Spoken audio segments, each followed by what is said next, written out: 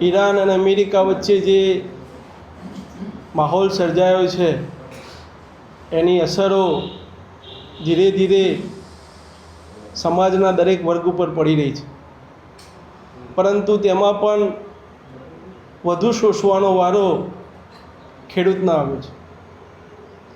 આગામી સમયની સિઝન ખેડૂતને વાવેતર કરવાની છે, ખેડૂતને ખેતરમાં રહેવાની સિઝન છે. એમ છતાં પણ આજે જગતનો તાત એવો ખેડૂત પોતાનું અનિવાર્ય સાધન એટલે ટ્રેક્ટર એને ચલાવવા માટે ટ્રેક્ટર લઈ અને લાઈનમાં ઊભો છે. એક બાજુ ખેતરમાં ખેડવાની સિઝન છે, સામે ડીઝલ મળતું નથી એટલે ડીઝલ લેવા માટે વલખા મારી રહ્યો છે. દેશના યશસ્વી વડાપ્રધાનશ્રીએ પણ પોતાનો જીવ જોખમમાં મૂકીને પણ પોતાના કોન્વોયની અંદર ઘટાડો કર્યો છે. સાથે સાથે રાજ્યના મુખ્યમંત્રીશ્રીએ પણ પોતાના કોન્વોયની અંદર ઘટાડો કર્યો છે. એ બાબત આવકારદાયક છે, પરંતુ ક્યાંક હજુ એ પૂરતી નથી. ક્યાંક હજુ પણ આકરા પગલાં સરકાર અને સમાજે લેવા પડે એવી સ્થિતિ છે. ક્યાંક મોટા મેળાવડા બંધ કરવાનું પણ સરકાર દ્વારા જણાવાયું છે, વર્તમાનપત્રોના માધ્યમથી સમાચાર મળી રહ્યા છે. પરંતુ આગામી સમયની અંદર સમાજે પણ, સાધુ સંતોએ પણ અપીલ કરવી પડશે. ક્યાંક પ્રવાસ ટાળવો પડશે લોકોએ, ક્યાંક IPL જેવી મેચો પણ બંધ કરવી પડે તો કરવી પડશે. કારણ કે આ બધાની વચ્ચે જ્યારે આપણે એક ટીપું ડીઝલ બાળી રહ્યા છીએ ત્યારે આપણા બધાની વચ્ચે સમાજ અને સરકારને સામે ખેડૂત દેખાવો જોઈએ. ખેડૂત જગતનો તાત રાત્રે રોડ ઉપર સૂઈને પણ ડીઝલ લેવા માટે મજબૂર બન્યો હોય તેવું દેખાઈ રહ્યું છે.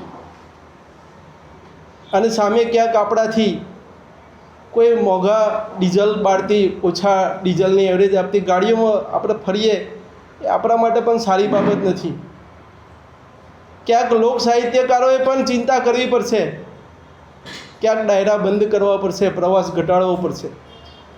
રાજ્યના મુખ્યમંત્રીશ્રીએ મંત્રીશ્રીઓને પણ આદેશ કર્યો છે કે બિનજરૂરી પ્રવાસ ઘટાડો. એ દિશામાં બધાએ વિચાર કરવો પડશે. ખેડૂતો પોતાના પ્રશ્નો લઈ અને સચિવાલય સુધી આવતા હોય છે, ત્યાં પણ બિચારાઓને ખબર હોતી નથી મંત્રી મળશે કે નહીં મળે. ક્યાંક ચાલુ દિવસે પણ, મંગળવારે ખેડૂતોનો દિવસ હોય ત્યાં પણ ખેડૂત ધક્કા ખાતો હોય તેવા સમાચાર આપણી ખેડૂતની સંસ્થા છે એટલે અહીંયા સુધી આવતા હોય છે. એ પણ દુર્ભાગ્યપૂર્ણ બાબત છે. અને મુખ્યમંત્રી શ્રી સવારે 11 વાગે 10 વાગે પોતાની ચેમ્બરમાં બેઠેલા હોય અને ક્યાંક કેટલાક મંત્રીઓ પોતાની ચેમ્બરથી દૂર હોય તેવી વાતો પણ ખેડૂતોના માધ્યમથી ભારતીય કિસાન સંઘ સુધી આવતી હોય છે, જે દુર્ભાગ્યપૂર્ણ બાબતો છે. એટલે આગામી સમયની અંદર સમાજે એક પણ ટીપું ડીઝલ વેડફ્યા સિવાય ખેડૂતના હિતને ધ્યાને રાખી અને પોતાના જીવન જરૂરિયાત વસ્તુઓમાં ક્યાંક કાપ મૂકી અને ખેડૂત માટે આપણે ડીઝલ પ્રોવાઈડ કરવાની દિશા તરફ આગળ વધીએ. રાજ્યના અનેક જિલ્લાઓથી ફરિયાદ આવે છે કે ડીઝલ નથી. આગામી સમયની અંદર શું કરશું?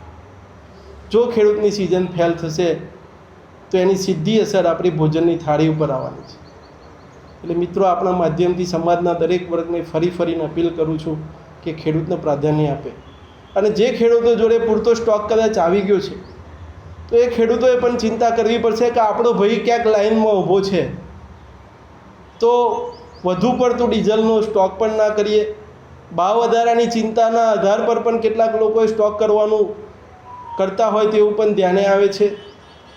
આજે સમગ્ર દેશ ઉપર જ્યારે આ વિષય આવ્યો હોય, ઇન્ટરનેશનલ જે અસરો છે એની આપણા દેશ ઉપર અસર થવાની હોય, ત્યારે સમગ્ર દેશે એક થઈ અને આપણા ઉપર આવેલી સમસ્યાનું કેવી રીતે નિરાકરણ લાવી શકાય એ દિશા તરફ વિચાર કરવો જોઈએ. બીજી બાબત ખાતરની છે.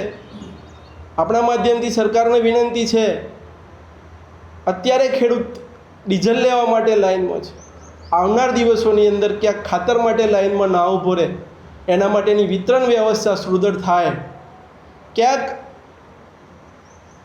કોન્સોલ્ટેડ ખાતરો બાયો ડીએપી, બાયો એનપીકે નામના ખાતરોની અંદર પણ ક્યાંક ભેળસેળનું પ્રમાણ છે, એનું પૂરતા પ્રમાણની અંદર સેમ્પલિંગ કરવાની જરૂરિયાત છે. ક્યાંક ભારત સરકારે પ્રતિબંધ મૂકેલા ખાતરોનું પણ ક્યાંક ખાનગીની અંદર વિતરણ થતું હોય તેવું પણ ધ્યાને આવ્યું છે.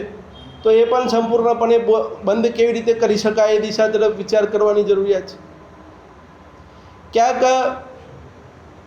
ડુપ્લિકેટ ખાતરો, ડુપ્લિકેટ બિયારણ 5G 4Gના નામે બીટી બિયારણો જે સમાજ માટે ઘાતક છે એવા બિયારણોનું પણ ધૂમ વેચાણ થઈ રહેવાના સમાચાર છે, જેને ભારત સરકારે માન્યતા નથી આપી.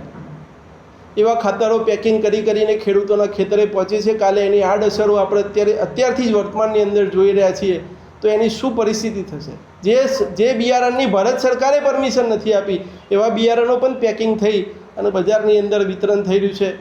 આપણા માધ્યમથી હું પૂછું છું કે જે એરિયાની અંદર ક્યાંક દારૂ પકડાય તો એ પીઆઈ અથવા પીએસઆઈ સસ્પેન્ડ થાય, તો આવા ડુપ્લિકેટ ખાતર બિયારણ જ્યાંથી પકડાય એ જે તે વિસ્તરણ અધિકારી અથવા જે તે ખેતીવાડી અધિકારી ઉપર કેમ એક્શન ના લેવાય?